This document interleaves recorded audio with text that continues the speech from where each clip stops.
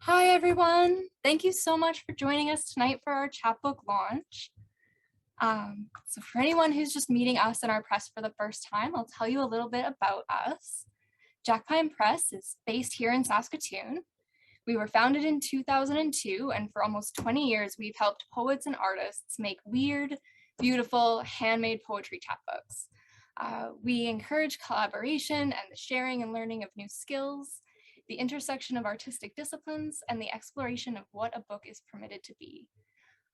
Jack Pine Press receives support to do what we do from Sask Arts, and we'd like to extend our sincerest thanks to them tonight for making it possible for us to bring you this wonderful poetry and these beautiful books. Thanks so much. Enjoy. Thanks so much, Amy, for that introduction to Jack Pine Press. And thanks everyone for joining us tonight for the launch of Kireji, Partial Portraits and Biofictions by Christian Favreau with special guest Jessica Bebenek. I'm Taya Gerbeza and I am your host tonight. I'm a Jack Pine board member and really delighted to be here. So before we begin, I just want to acknowledge that we're all coming from different places and time zones tonight. And Jack Pine Press is located on Treaty 6 territory, the unceded territories of the Nehiyawak, Anishinaabeg, Dakota, Lakota, Nakota, and Dene nations, and the homeland of the Métis Nation. We welcome audience engagement throughout the launch. Say hi in the chat by sending your message to everyone. And we welcome questions and praise and all that good stuff in the chat throughout the event as well. So our speakers and artists tonight, I'm delighted to introduce Christian Favreau and Jessica Bebenek. Christian Favreau is a poet, freelance writer, and climate justice organizer living in Montreal, Jojage. His work has appeared in Antilang, Lantern, Vallum, and elsewhere. He has been a featured reader at McGill's Poetry Matters. This is his first book. Jessica Bebenek is a poet and interdisciplinary artist currently based in Jojage in Montreal as well.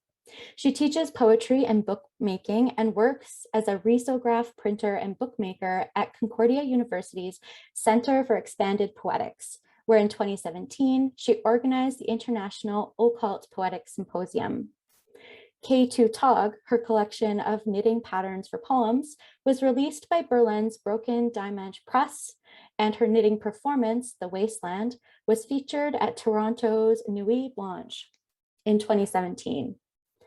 Bebenek's writing has been published internationally, and in 2021, she was a finalist for the RBC Bronwyn Wallace Award for Emerging Writers in Poetry. She has recently completed her first collection of poetry, No One Knows Us There. Welcome, Christian and Jessica. So to begin our evening, I would love to invite Christian to read some of the book for us. Absolutely. Thank you so much, everyone, for being here. Yeah, I'm so very grateful. So I wanted to start, before I read a poem, I wanted to read one of the epigraphs that I think is really, I mean, they're all central to the work, but just a few days ago, my favorite poet, Phyllis Webb, passed away. She was quite old, so you know, she didn't die before her time or anything. But I want to read the quote by her at the beginning of the work, which I think is really central to this idea of the self as this kind of patchwork of influences, rather than just, you know, thinking, individualizing everything. I commit suicide in the watery commune, the vocal pod we swims on, and that's from her poem Performance. So I'd like to start with the first section of the work. It's called The Finch. Those murmurs id dreamt, id screamed, all the while unheard, relying on one self as if to say, cutting out the others is an act of self-preservation. Finch removed from tree, removed from leaves, creek, chirrup. Other finches, how long before its plumes shed, before it lies down on stone and waits for the weight of self, grasping, dependent, reliant, on, in, of, through, not selves. Cheer up, finch, cheer up. Courseless, still, sleep, silence when silent, listening only. So the next section I wanted to read was from the fourth part of the long chapbook length poem called Me First / River of Forgetfulness. And it's towards the end, so I guess this is more the River of Forgetfulness section.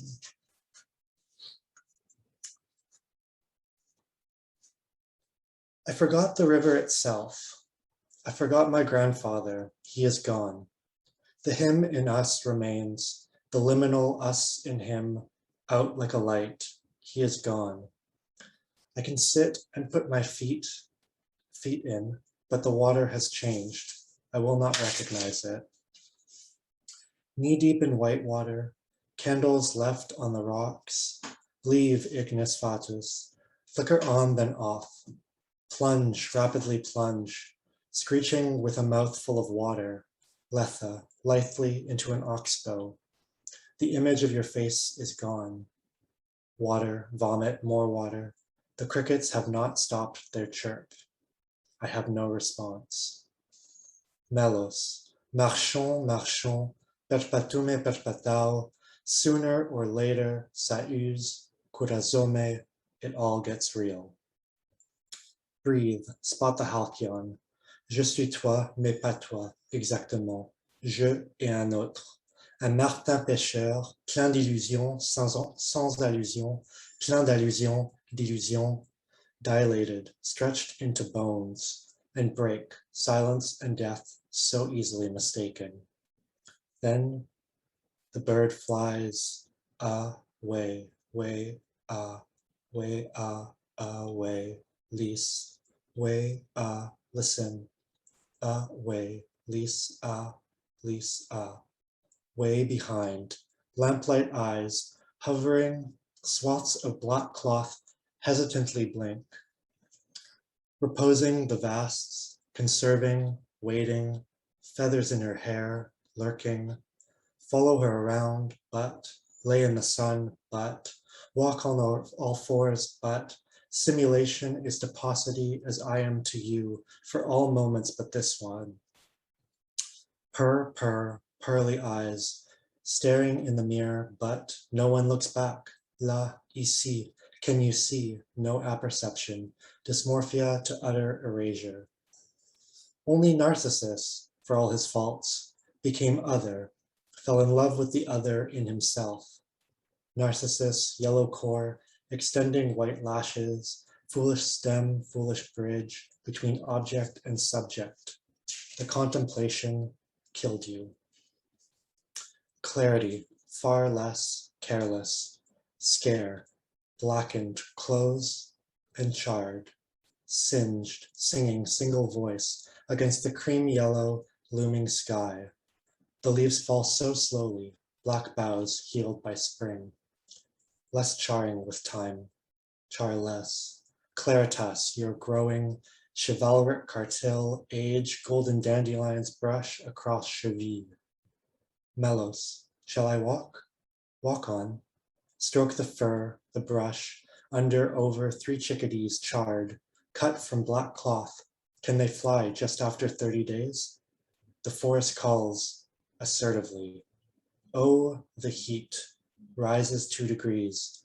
Blackbird, lift your frequency, drown the sound of spade on rock. Le monde en jachère, another man mistakes his observations for truth. Trees of steel, de style, flattened and folded, every perspective used, traces of trees, fingers at the ready, will of one stretched to national interest. Somebody let the yellow in, alive with fire. The foxgloves wail, oh, the heat rises 2 degrees. Take me for a fool, Break me with the artist's tool when all your feathers, heartstrings plucked. Blackbird, lift your frequency, drown the sound of spade on rock. So do I have time for another section, or should we move on? Yeah, absolutely. You can read Yeah, another section. okay, great. I realized the section I chose, there's French and Greek in there, and I feel like probably my mom, if she's in the call, is the only one who could probably understand all that. So shout out to you, Mom, for probably understanding the entire poem.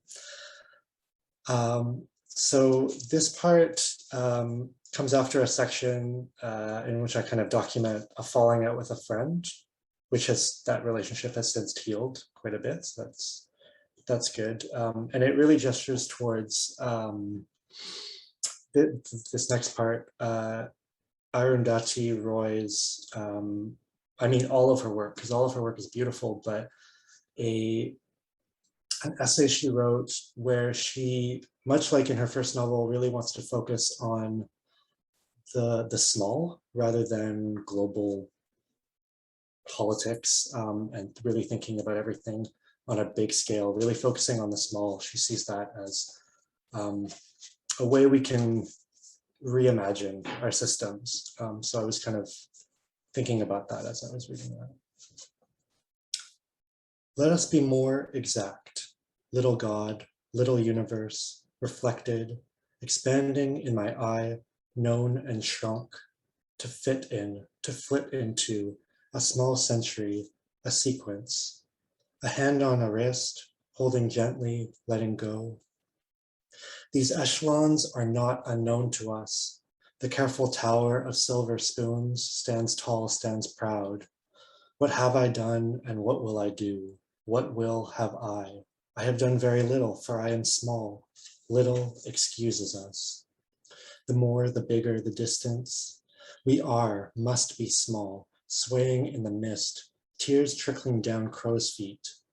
Vulnerability is our strength, is our humanism, is our many rippling flames, lighting the sky but burning the wood, vivid curls of smoke, vivified and died. Viv, Vivian, handfuls of quartz in her eyes, Komorebi, Viv. Morn each morning, streaks of light in every crack, little prayers, widened by a laugh. I think I'll end there. Thanks, everyone. Wow, little prayers widened by laughs. What a great line. So thank you so much for sharing some poetry. And now I'll invite Jessica to join us as well, so we can start our Q&A. So I have a few questions for both of you in terms of collaboration on this book, and we do invite audience engagement. So if you have any questions for Christian and Jessica, please pop them in the chat and I'll get to them as we go on with the evening. So to start, could you talk about what your favorite part about your collaboration was in creating Kireji? Do you want to go first, Jessica? No, you go. Okay. So my sister, who is a writer herself, knew of Jessica and recommended her work to me. And so I think just what was most exciting for me was that kind of initial contact when we had our first phone conversation. And maybe you can go more into this, but I really just appreciated how you spoke about your process, really letting the poetry lead the design and evoke the words through, in that physical way. Yeah, exactly. And I felt like what helped me in that vein was that you're so, you were quite clear about the ideas you had. And then also once I looked at the text, I like to have the form of the book actually reflect the text of the book, which sounds like an obvious thing to say. But for example, the text is so, has such a beautiful form to it and is so intentional and delicate. And so then I have the book here, but to have this binding, this Japanese stab stitch binding, which does take quite a long time, especially when you're doing 75 books, it like something like that really suits the form of it. So to create something that is intentionally crafted and delicate, like with the dried leaves inside of it. Yeah, no, absolutely. I think as well for me, kind of on the writing aspect, it felt like weirdly collaborative for me because the project for me started as little haiku portraits for people that are in my life and have like influenced me. And then I kind of hit that wall where I started realizing, well, this is really my perception, my own point of view is really getting in the way of how I'm depicting these people. But then I kind of leaned into that because there's no way around subjectivity. So it felt like that kind of that collaboration with my perception of those people, and then also like other poets that I have not met, but definitely share a connection with. So like I felt like that kind of like the self to me feels very collaborative. So that it develops through collaboration. So that's really how the writing process happened for me as well. I love that the self comes into itself through collaboration. Definitely, we'll write that one down. Thank you for your generous answers. Keeping with this train of sort of talking about how the poetry guided the design, I was wondering if you could speak a little bit about the intention behind the placement of the leaves within the book, and why you added the leaves as a sort of this material object that was stitched into the book itself. I can talk about, yeah, the placement of the leaves. It felt, so I really wanted the leaves to be placed in moments that were extremely vulnerable, like the most fragile moments for me, even kind of embarrassing. So that's what, yeah. That's really what I wanted to evoke there, that there was this like emotional fragility in the words, and then a physical kind of a figurative fragility and a physical fragility. I think originally what I pitched to Jack Pine was like poetry printed on leaves somehow without breaking. So I think, you know, we found a feasible way to have them really integrated in the text. Yeah, and then the text not, you know, fall apart immediately as well. And I remember like all the details of our first meeting, but it's so difficult to know like who had what idea and who said what, you know. So you had the idea of the leaves first, because I had also had an idea of binding leaves into a book. So the fact that you like came with that idea, I was like, oh, I also want to do that exact thing, you know. Yeah, I it think worked out really perfectly. Well, the Jack Pine board of editors gave me like some ideas. They're like, okay, so it's probably not possible to print on dried leaves, like put the dried leaves in the printer, but here are these ideas. And I think you were like, okay, well, this is, yeah. Mm-hmm. Wonderful. And I love how the leaves themselves will also give meaning through their the texture of them. When someone picks up the book and sort of feels the pages, it adds such a tactile element that I, as a reader, really love. I was actually just admiring the book today before the reading, because like the books are different now than when I made them, right? Like the leaves dried out. I was working with fresh leaves, so yeah, it was really wonderful to see like what something I made has become, which is not something I think artists get to do a lot. Yeah. And some leaves are huge, like in some copies, like they're the entire page, and some are small. Like it's really, yeah. Yeah, some of them I had to trim down. That's really cool. I'm just sort of in awe. I don't know if sort of sounds are coming out. Thank you. That's such wonderful answers. So there is that environmental activism part, right? So how does the poetry and environmental activism coexist in the collection? Quite fully, but I wrote the book when I wasn't yet a climate justice organizer. And I think a seasoned activist would probably be able to tell if they're close reading, just because it's so focused on the individual.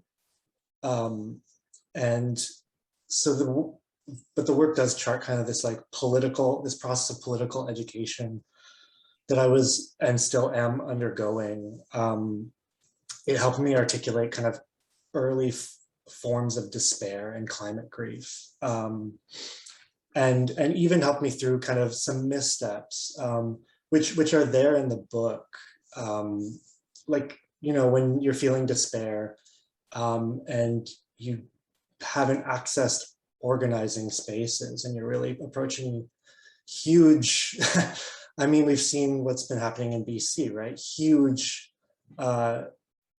catastrophes that do make you feel even smaller. It leads to easy answers. If you're not willing to do the difficult work of organizing for something beyond yourself, it's really paralyzing. So it really captures that beginning of, you know, educating myself, but also realizing there's a limit to how much I can educate myself. So looking to other perspectives without, you know, extracting too much emotional labor from others, like making that a give and take, entering those collaborative, again, that word, collaborative spaces.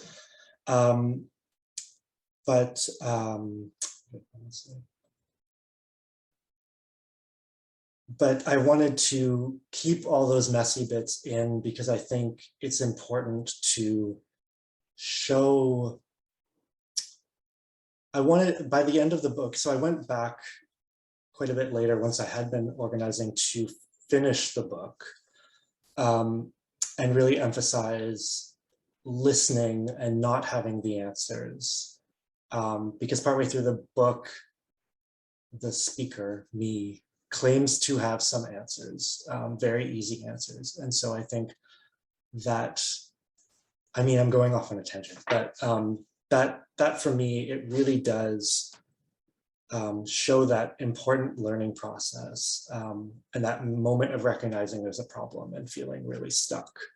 And then by the end, realizing like, oh, you're not stuck. And you were grasping for things that were in your kind of narrow understanding of how we can address these huge crises. Yeah, I'll add to that a little bit. Like, I definitely resonate with what you were saying. And I think it's much more interesting, specifically in a work of art, to see someone go through changes or to have questions rather than answers. Like, I think it's more honest in a way than to, read a book where someone has a realization and then that's the fact now. Like, it just, life doesn't work that way, so why should art? Yeah. And it's just much more generative for the reader, I think, to think with the writer. I think a lot of people are having these emotional crises right now and realizing like what we're surrounded by is not working, and there's no question about that. And I think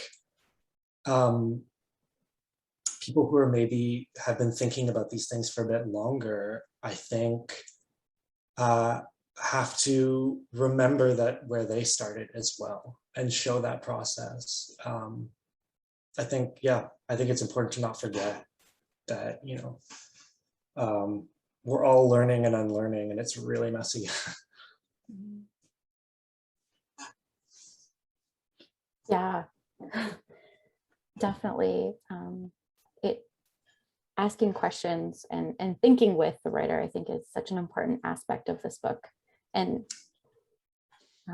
something I really appreciate.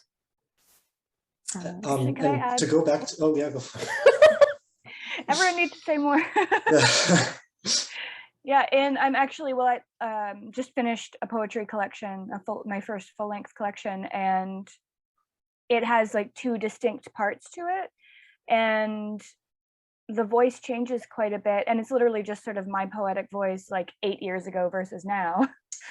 And one of the main things is the way that I refer to non-human beings, like including, say, animals, but also like a plant or nature, is using like they, them pronouns to try to highlight that their aliveness. And I thought about going back to the first half of the book and changing it so that's reflected all through the book, but then I realized that you then lose the progress, right? Like you don't get to see the change and see the difference. Like if it's only one way throughout the book, you're not going to actually, like the reader's not going to learn along with you or change along with you. Yeah. That's a way better way to end off than what I was going to say.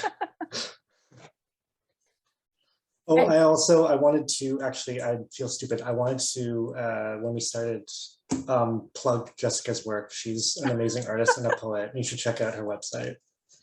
Thanks. Yes. Yes to both, all of that. So we have some questions in the chat, and this is kind of a fun one.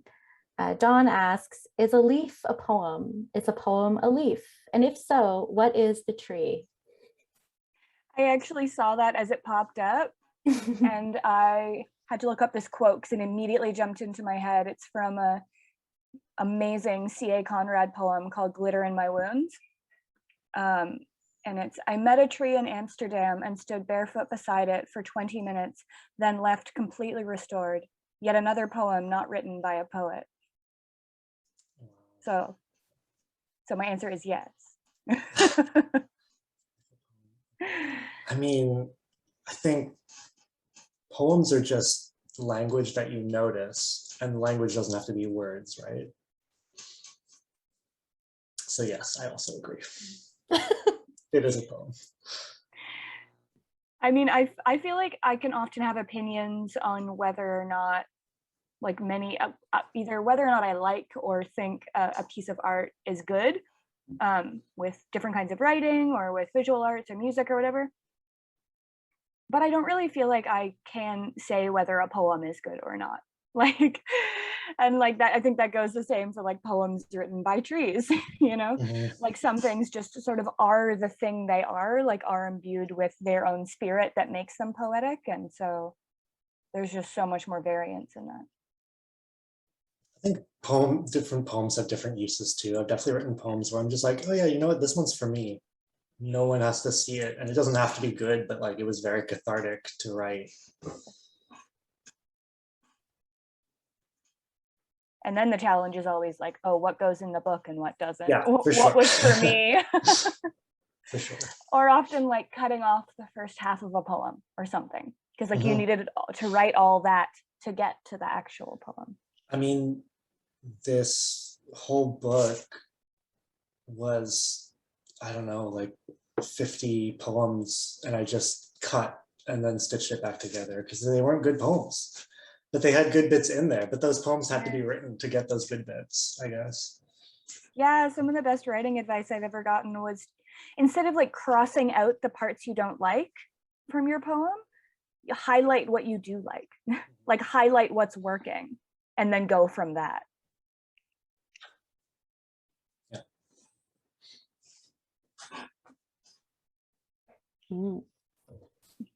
Highlight what you do like. That's such great advice. Right? It seems obvious, but it really like changed my editing process. Because if you're really honest, like you know what is and isn't working.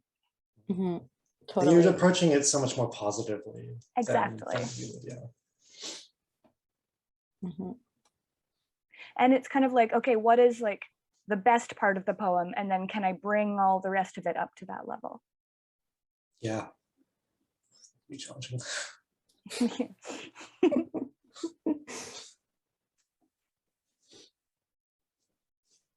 So we have a question about whether if you both could talk a bit about how the book binding technique works, the one that you did for Kireji. Yeah. So it's called Japanese stab stitch, and I immediately thought of it for this idea of binding leaves in between the pages, because it doesn't actually have like the cover doesn't wrap all the way around. It's really just a stack of pages, which means like in a typical book or chapbook would be folded over, one sheet folded over, which means you would need to like fold the leaves into it to catch them in the binding. So this was really like the best way to go about sandwiching those leaves in there and having them evenly pressed. And so basically you get all of your pages and leaves stacked up together and then punch the holes straight through. And then it's a matter of starting from in between the pages, and then you're weaving back and forth, up and around in all this like complex kind of pattern. And then you do that 75 times. I was tracking my time, and I think it took about like 15 minutes to bind each book. And that's after they were already printed and cut and prepped and like sitting there ready to go. So it is a very time consuming way of binding. And people don't usually do like a trade book as in like a run of books in a stitch like this. But yeah, as I discussed before, I think it's almost the only way to go with a book like this, like with Christian's writing, which is so delicate and formed and intentional. And with my style of book design, like I want to design a book where someone can look at the outside of the book and, especially from a tactile perspective, really understand what the writing is going to be like, or like what the writing is going to feel like.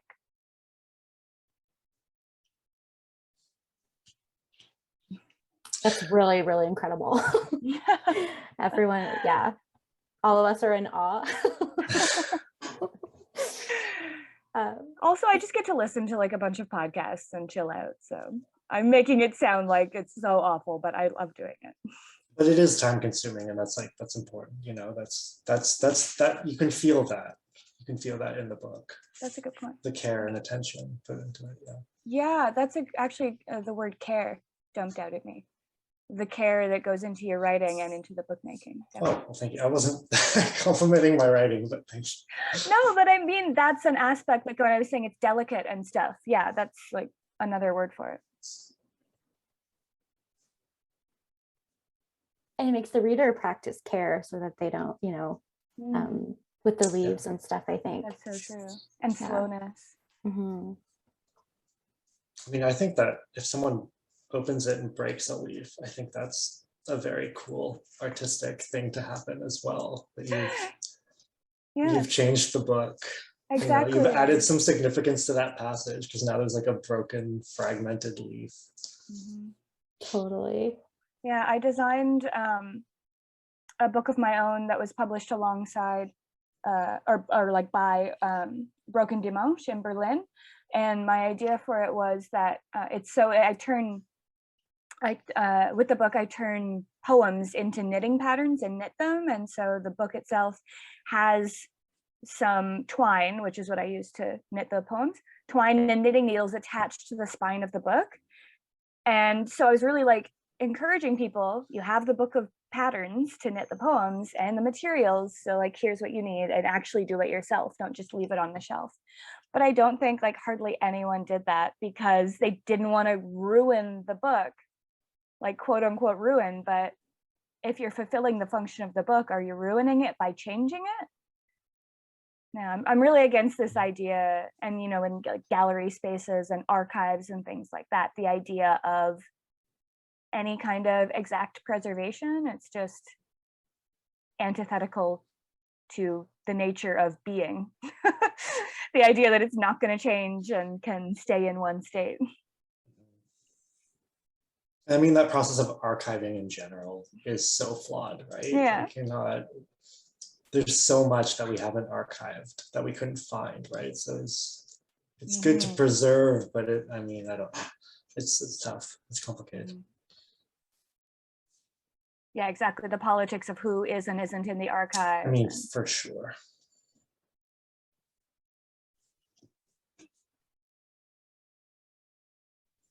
It'll be really cool to look at this book in like a few years and see how the inside has maybe changed or not changed. Yeah. And in keeping in line with questions of leaves, someone, Tazzy asks, what was the process of collecting the leaves like? A little bit stressful, because the way that my schedule worked out was that I had to make this book when I got back from a trip, and the leaves were already starting to turn color and drop. And so I didn't have any kind of a deadline from the press or from Christian, but I did have like the deadline of nature that I needed to be able to access the leaves. Otherwise I couldn't make this book until the spring. So that was a really interesting process. And also realizing that like every time I sat down to make the books, I had to go out and forage, because I couldn't even keep the leaves from one day to the next. They would start to curl up and or get just kind of soggy, and I didn't want to, or not soggy, but just a little floppy, and I didn't want to potentially make them more likely to fall out of the binding or something. So it was really nice to, at the beginning of each binding session, get up and forage, and people would ask me what I'm doing. I was out there with my little basket, and and then when I told them I was making books, that was more confusing.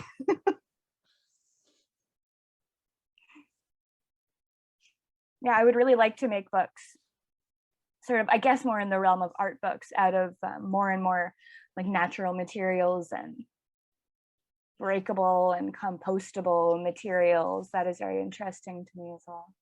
Like yeah, those. that's, oh, sorry, go ahead. Yeah.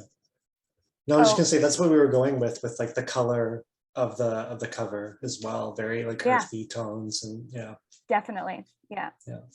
And there's a real, if you have the book in your hand, it has like little fibers and things in it in the cover. It's a beautiful paper. I was gonna say, with the knitted poems again, knitting them with twine. I had already started doing that when someone, a textile artist, let me know that twine degrades quite quickly, and so they'll start to disintegrate, the knitted poems, within like 25 years or so. And I think she thought that she was like giving me some bad news, but I was actually so excited. I was like, yes, that's perfect. It's exactly perfect for that project, because then other people have to make them and remake them and remake them. Like an endless sort of poem making in just that. Exactly, because the poems are translations of other people's poems, so it's a constant reimagining. And I guess that idea, like you were saying, Christian, against that idea of any kind of a singular I, especially as an author. Yeah, and I think just, going back to environmental activism as well, like that single I, that individual mindset is part of the problem, right? It's not working. Totally. So Sarah asks in the chat, I'm curious about the process of knitting together poetic fragments, or the process of creating a long poem from fragments. Could you speak to that, Christian? Sure. Wow.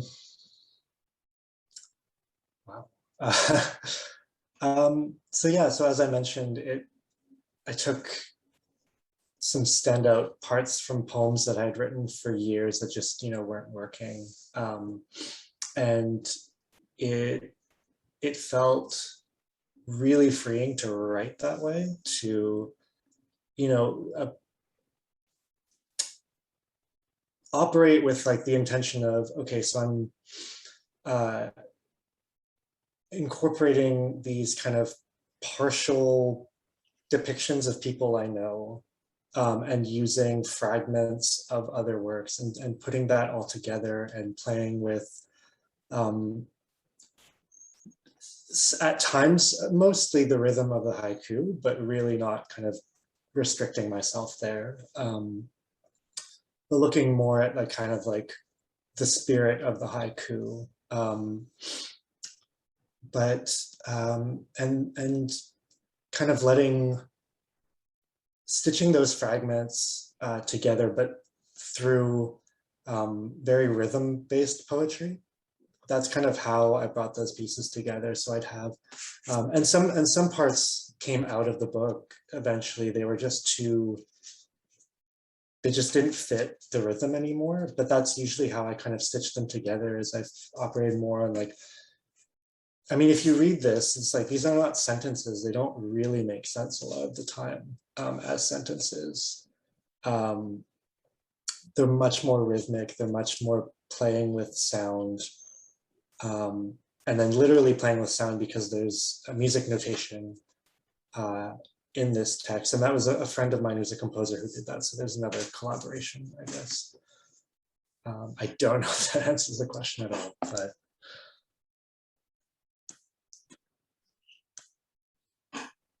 No, I think that's a really generous answer of how fragments work together, and how you keep coming back to that idea of collaboration.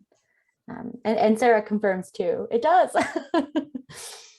So thank you for that answer. Rilla asks in the chat, I'm curious about the use of several languages in the poems. If you do you have thoughts to share about that? So what? Yeah, for sure. Originally, it had a lot more Japanese in it. And then someone who'd read it was like, is that an artistic or an aesthetic choice? Like having Japanese like alphabet, like with the letters in there. And I was like, you're right. It's an aesthetic choice. And that's not really serving the art. So I took a lot of it out, except one word, which I read, komorebi, which is not a word that can be translated into English. It's the light that peeks out from the top of a tree, from the leaves, when you're walking in the forest.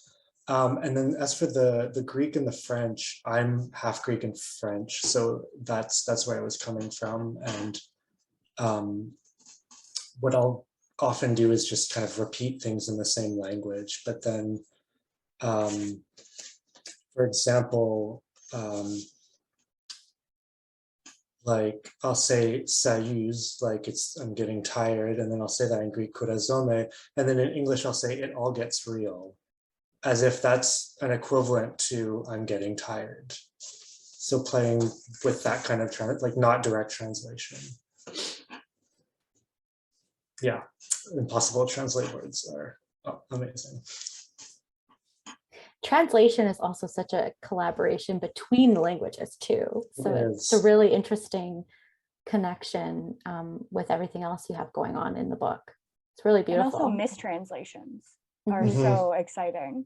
And to know that not everyone's going to know every language you're using. I think the not knowing, especially in like a Google age, to be okay with not knowing is always an interesting meditative kind of practice. It's true. Yeah, it's true. Which is, I think, what a lot of people come to poetry for. Yeah, you have to be comfortable with not getting every aspect of it, because that's not how poetry works. Yeah. There's no like direct meaning to extract, right? Yeah. Yeah, I was just rereading this great book, The Chairs Are Where the People Go, by Misha Gluberman and Sheila Heti, which is kind of a book full of a page or two meditations on life and art making. And it's a really great book. And that's one of the things that he brought up, was this kind of importance of not knowing or not rushing to a conclusion like that.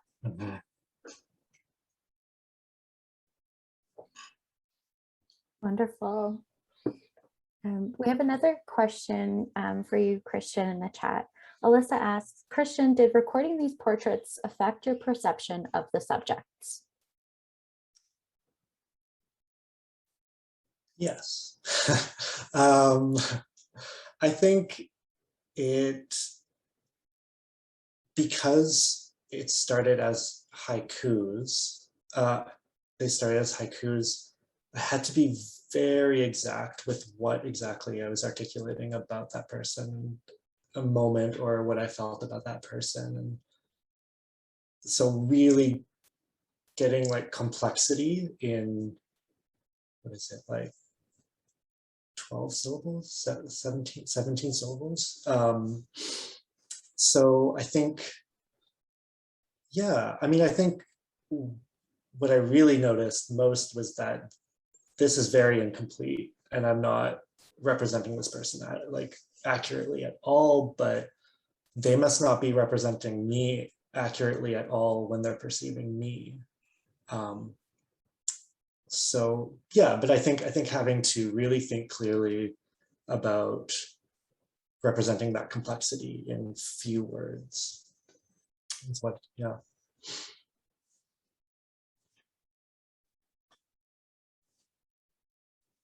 Mm-hmm. Oh, that was my sister who asked that question. And she's in this poem. It's like, tell me what you really think. Yeah.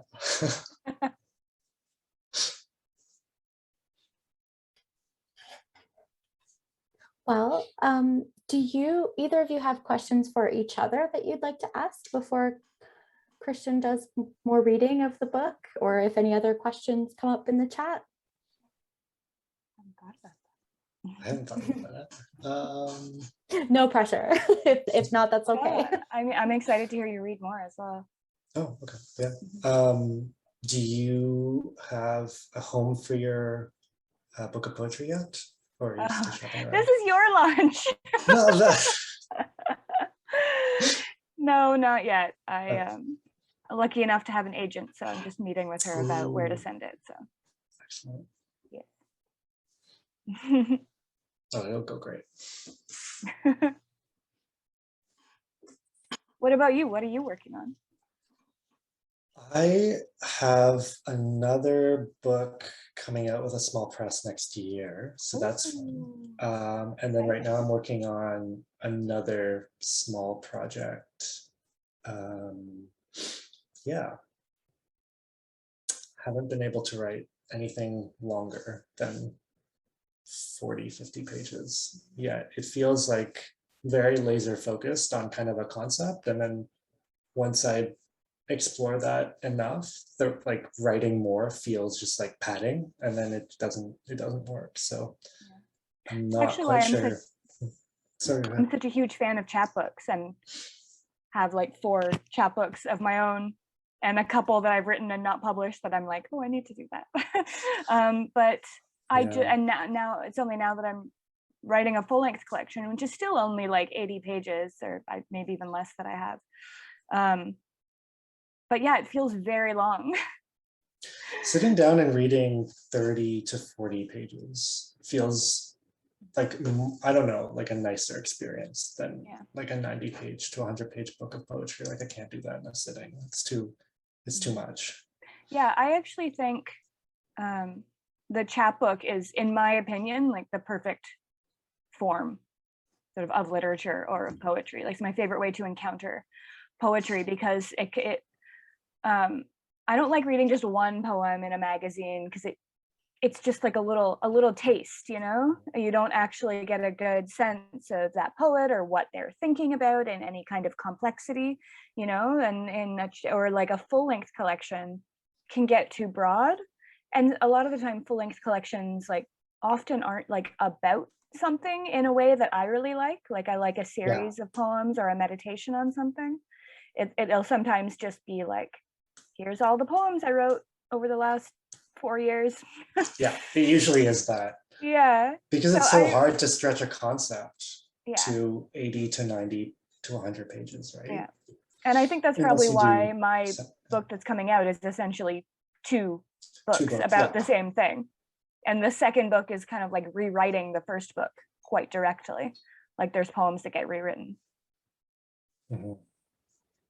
Because like I was saying, I really love, like in your book, seeing the change, you know, seeing like the pleasure of seeing the mind at work makes a lot more sense to me than a finished thought.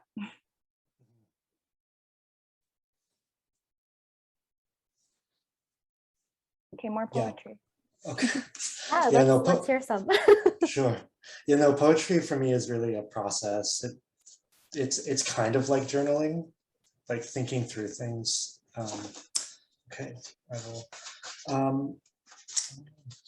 Okay. So this section, this is the 6th section of the book, and it's called Me Second, bracket Act 2. Finding myself to be an antagonist, to hyperfocus on all but the mirrors, forward-looking, privy to the ledge, having watched you jump, having thought about slipping myself, but I was not born on the ledge. I fashioned it. Strength, not central, but at the margins is, I am not strength. I grew not needing strength. Nothing broke, nor cut, nor me. I broke others, not alone. I have never been strong. Without fingers, I have broken bone, nerves, tendons, voices, never tension. Is without thought dangerous. I am, have been, not strong enough to ask, where does anger come and go? Something snaps, the bone, nerves, tendons, voices. The cutting word becomes the cutting act. I have not experienced evisceration, but sometimes I carry a knife. The song of a pair of birds, a stone in hand. I think, therefore, imagine my surprise when told to be silent. To choir a verb, to quiet a noun. The choice guards one, shuns another. Magnolias ago, simpler times, shalala. Simplification for children in adult skins. Who do you protect? Which weary people leave the deepest print? Whose water drowns them? I am still walking. Does the movement last? Heel, toe, toe, heel, circling my arms to limber up. Does a revolution denote constant turning, hiding behind progress, striding ahead of digress? Shun, something that isn't you, other than I, and amount to no amount to nothing. Shun the voices that wrap and choke other voices like vines, until those throat-like trunks hollow out. Shun, but remember, out, out, shout, out. I am not a bad person, I said, as if it were about me, as if a reason that understanding happens on a small scale, yet unburned. I am walking, I am circling, I am hiding, I am striding. English is the language of taking other tongues. So many I would exercise out of me. Untethered, the bones, snapped or force-fed marrow, mend themselves, and everything breaks but the cycle. Thank you so much. And thank you to everyone who made this possible. Some people are named in the book, some people aren't. Like, thank you so much. I'm very, very grateful that this was possible. Thank you so much for sharing more of your poems, Christian. That was so wonderful and such a great place to sort of end the evening. So thank you to Christian Favreau and Jessica Bebenek, and to our audience who joined us tonight. A recording will be available after the event on Jack Pine Press's YouTube channel to rewatch and share. So we will email that out to folks once we have that up. So thanks everyone, and have a great rest of your night.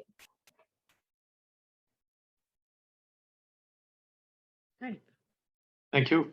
Hype.